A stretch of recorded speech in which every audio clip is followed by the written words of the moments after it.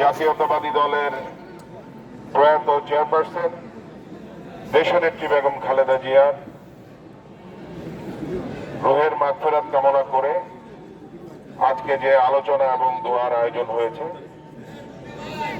এই অনুষ্ঠানের সম্মানিত সভাপতি, টঙ্গী পূর্ব থানা বিএনপির বিপ্লবী সভাপতি সরকার জাভেদ আহমেদ সুমন সহ মঞ্চে উপস্থিত নেতৃবৃন্দ এবং আমার সামনে উপস্থিত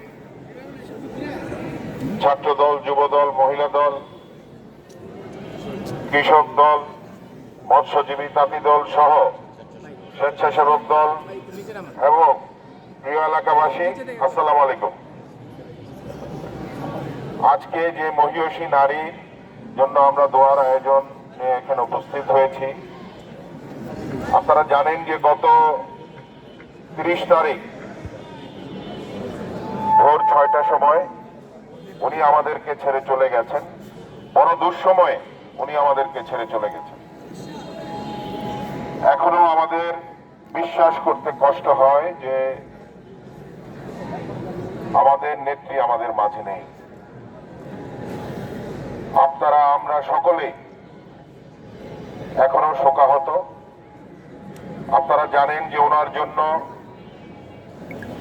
বাংলাদেশ সরকার একদিনের সাধারণ ছুটি এবং 3 দিনের রাষ্ট্রীয় শোক ঘোষণা করেছিল এবং আমাদের দল থেকে, বিএনপি থেকে সারা দেশব্যাপী 1 সপ্তাহের শোক ঘোষণা করা হয়েছে। আমরা গাজীপুর মহানগর বিএনপির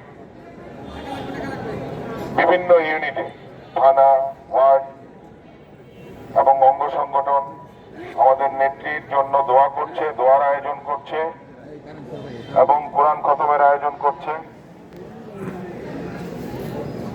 তো আমরা আজ আমরা আমাদের নেত্রীর জন্য মহান আল্লাহ তাআলার কাছে দোয়া করি যে মহান আল্লাহ তাআলা যেন ওনার ভুল ত্রুটি ক্ষমা করে ওনাকে যেন বেহেশতের সর্বোচ্চ মাকাম জান্নাতুল ফেরদৌস ওনাকে দান করেন। আমিন। এবং একই সাথে আমাদের প্রয়াত প্রতিষ্ঠাতা শহীদ রাষ্ট্রপতি জিয়াউর রহমান, যার পাশে আমাদের নেত্রীকে শায়িত করা হয়েছে, আমাদের নেতা, মহান স্বাধীনতার ঘোষক, যিনি নিজ হাতে যুদ্ধ করে বাংলাদেশের মানুষকে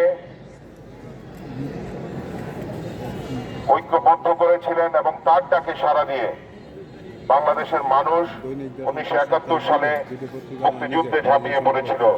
সেই মহান নেতা শহীদ রাষ্ট্রপতি জিয়াউর রহমান, ওনার জন্য আমরা দোয়া করি মহান আল্লাহ তাআলা যেন তাকে বেহেশত নসিব করেন। এবং আমাদের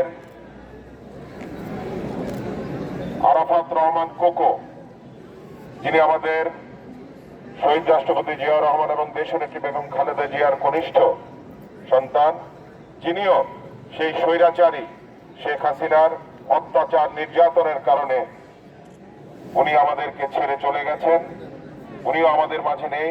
ওনার জন্য আমরা দোয়া করি আল্লাহ যেন ওনাকে বেহেশত নসিব করেন। আপনারা জানেন যে আমাদের এই জিয়া পরিবার, তাদের উপরে কত অন্যায়, অত্যাচার, নির্যাতন হয়েছে। তারপরও তারা নিজেরা নির্যাতন সহ্য করে আপনাকে, আমাকে, আমাদের বিএনপির সকল সদস্য সহ দেশবাসীকে রক্ষা করার জন্য ওনাদের জীবনটা ওনারা উৎসর্গ করে দিয়েছেন। আপনারা সবই জানেন, আমাদের পূর্ব থানার সভাপতি কিছুক্ষণ আগে তার বক্তব্যে বলে গেছেন, আমি আর সেগুলো বলতে চাই না। কিন্তু আপনারা জানেন যে আমাদের নেত্রীর উপর কত অন্যায়, অত্যাচার, নির্যাতন চালানো হয়েছে, এই জিয়া পরিবারের উপর কত নির্যাতন চালানো হয়েছে। তারপরও ওনারা বাংলাদেশের মানুষকে ছেড়ে যাননি এবং বাংলাদেশের মানুষের ভাগ্যের উন্নয়নের জন্য, মানুষের ভোটের অধিকারের জন্য সারাটি জীবন ওনারা লড়াই করেছেন, সংগ্রাম করেছেন।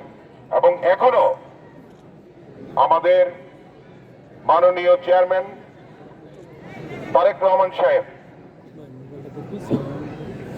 বাংলাদেশের মানুষের ভোটের অধিকার গণতন্ত্র ফিরিয়ে আনার জন্য উনি লড়াই করে যাচ্ছেন।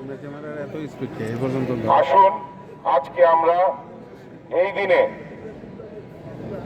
প্রতিজ্ঞা করি যেন আমরা আমাদের শোককে শক্তিতে পরিণত করতে পারি এবং আমাদের নেতা আগামীর বাংলাদেশের প্রধানমন্ত্রী যিনি হতে যাচ্ছেন ইনশাআল্লাহ, আমরা তারেক রহমানের হাতকে শক্তিশালী করে বিএনপিকে এগিয়ে নিয়ে যাব এবং আমরা আমাদের দেশনেত্রী বেগম খালেদা যে শিক্ষা আমাদেরকে দিয়ে গেছেন, যে গণমানুষের দলে বিএনপিকে পরিণত করেছেন, আমরা যেন বিএনপি জনগণের সাথে থেকে জনগণের পাশে থেকে নতুন একটি বাংলাদেশ গড়ে তুলি। এবং আমাদের নেতা যে স্লোগান দিয়েছেন, করব কাজ করব দেশ, সবার আগে বাংলাদেশ, এই স্লোগানে যেন আমরা মনে প্রাণে বিশ্বাস করি এবং আমরা যেন আগামীতে গণমানুষের দল হিসেবে ইনশাল্লাহ আগামী যে নির্বাচন হতে যাচ্ছে, মানুষের এই দীর্ঘ প্রতীক্ষিত নির্বাচন, যে 18 বছর মানুষ ভোট দিতে পারেনি, সেই নির্বাচন হতে যাচ্ছে। ইনশাল্লাহ আমরা প্রত্যাশা করছি আগামী ফেব্রুয়ারি মাসের 12 তারিখে বাংলাদেশের মানুষ একটি অবাধ এবং সুষ্ঠু নির্বাচনের দিকে এগিয়ে যাচ্ছে। সেই নির্বাচন